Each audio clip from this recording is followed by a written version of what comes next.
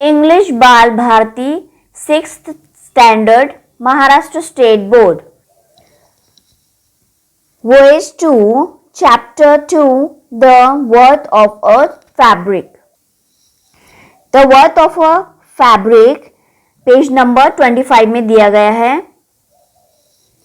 Thiruvalluvar was a great Tamil saint poet who lived more than 2000 years ago 2000 साल पहले एक थिरुवल्लुवर नाम के ग्रेट तमिल सेंट पोएट थे Thirukkural is the book of his teaching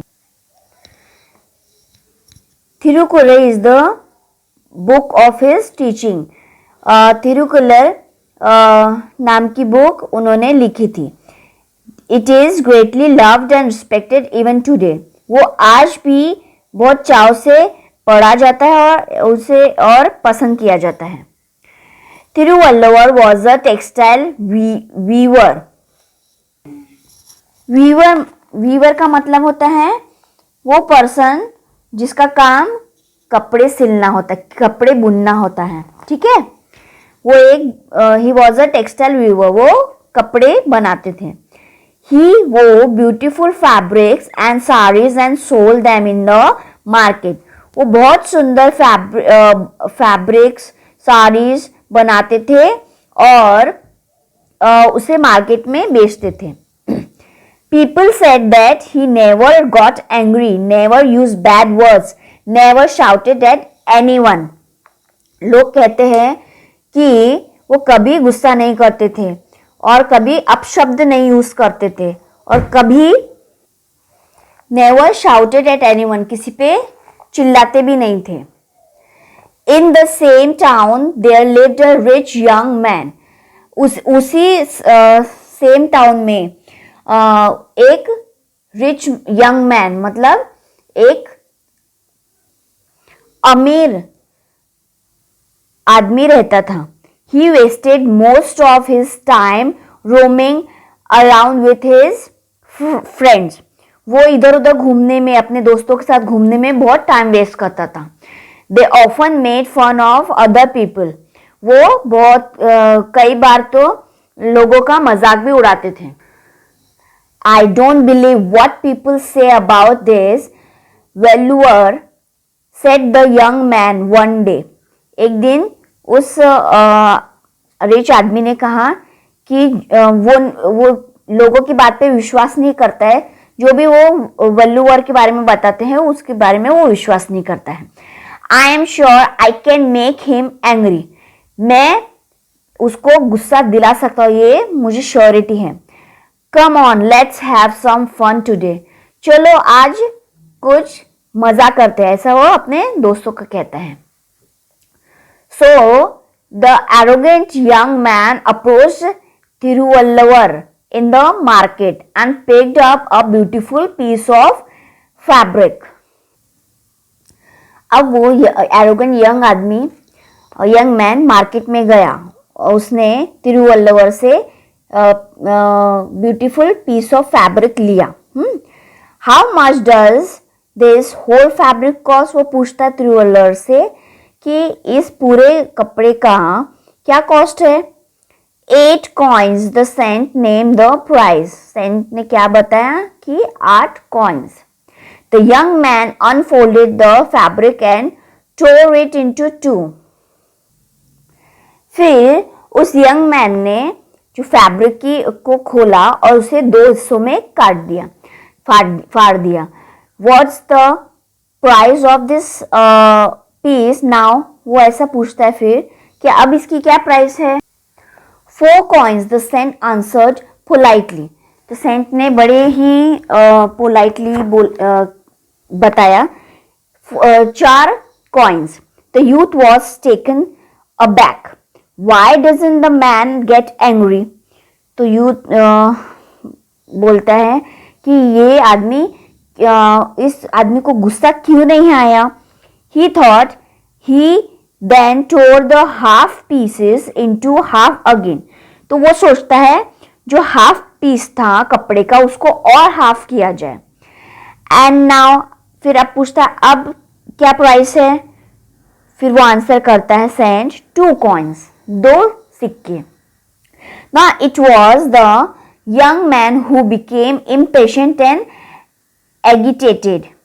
अब young man को बहुत इम्पेशेंट हो गया, मतलब तो यंग मैन जो गुस्सा दिलाने के लिए तिरुवल्लुवर के पास आया था वो खुद ही इम्पेशेंट हो गया और गुस्सा हो गया। He tore the pieces into half again and again, saying, "And now, what's the price now?" तो वो कपड़े को और फाड़ने लगा, पीसेस में करने लगा, ठीक है। फिर वो फिर से उसकी प्राइस पूछता है।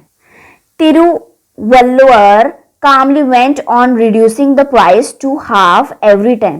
तो तिरुवल्लुवर बहुत कामली उसकी प्राइस हाफ करते गए हर समय जब भी वो फाड़ के उस फैब्रिक की कॉस्ट पूछता था। तो at last the fabric was reduce to razz.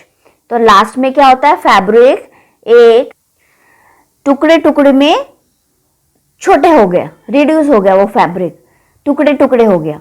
So Thiruvalluvar said in a quiet tone. Thiruvalluvar ने बहुत शांति से धीरे से कहा, now this fabric has become worthless. अब ये फैब्रिक वर्थलेस हो गई, मीन्स कुछ उसका कीमत नहीं है। I will not name any price for these rags. तो मैं एक भी इसका प्राइस नहीं, ये जो टुकड़े हैं उनका प्राइस नहीं बताऊंगा। The young man did not know what to say but he was proud of his riches. तो यंग मैन को लगा कि अब क्या उसको क्या बोलना, ये उसको कुछ समझ नहीं आया। तो वो उसे बस अपनी अमीरी का घमंड था। he offered to pay 8 coins to the cent. तो उसने ऑफर किया 8 कॉइन्स सेंट को देने का। For the first time Thiruvalluvar smiled but he refuse to take the money. तो पहली बात तो तिरुवल्लुवर ने एक स्माइल के साथ उसके मनी को लेने से इनकार कर दिया, ठीक है। Young man, now this fabric is of no use, it has become worthless. Why? वो यंग मैन कहता है ये फैब्रिक तो अभी कोई काम का नहीं रहा और ये प्राइसलेस भी हो गया है। क्यों? Because no one will be able to wear it now. कोई इसे अब पहन नहीं सकता, इस कपड़े को अभी कोई पहन नहीं सकता। Do you know the fabric was not made in a day. तो तिरुवल्लुवर बोलते हैं कि आपको पता है कि फैब्रिक एक दिन में नहीं बना था। Many people have toiled to make it. बहुत लोगों ने इसे बनाने के लिए बहुत मेहनत की थी।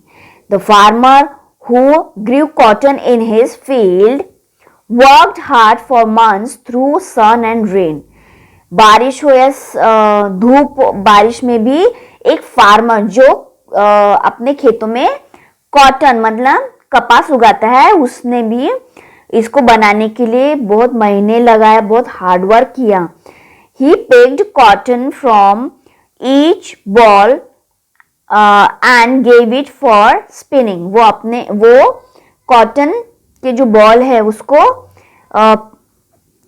लेके gave it for spinning, मतलब जो कॉटन के बॉल उसका थ्रेड बनाना। तो इतना उसने मेहनत की।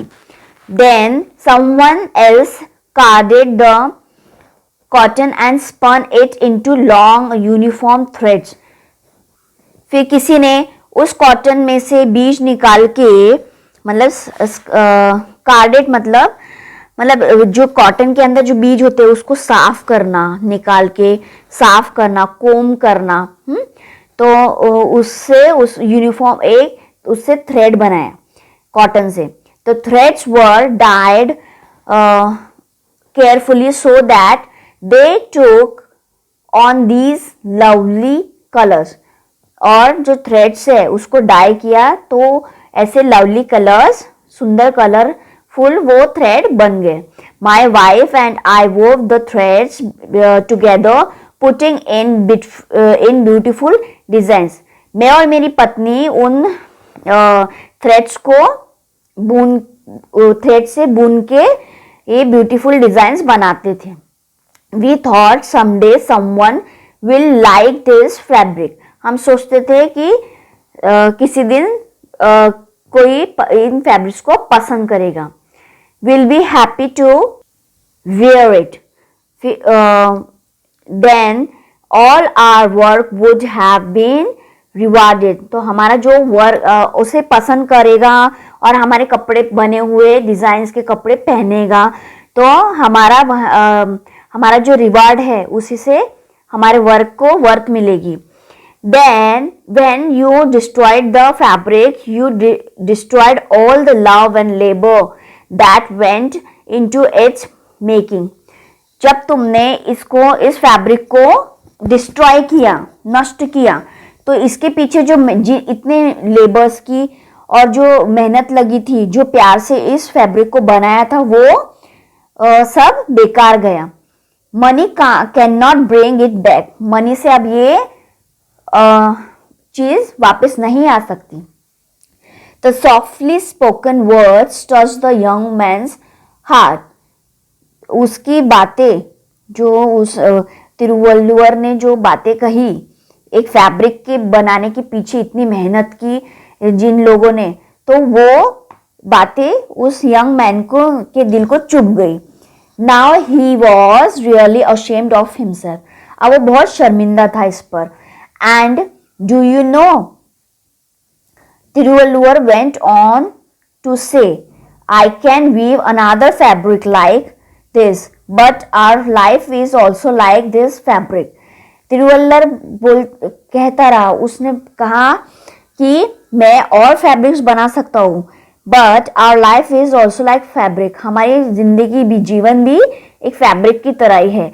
If you tear it apart with hasty thoughtless actions, it will be destroyed.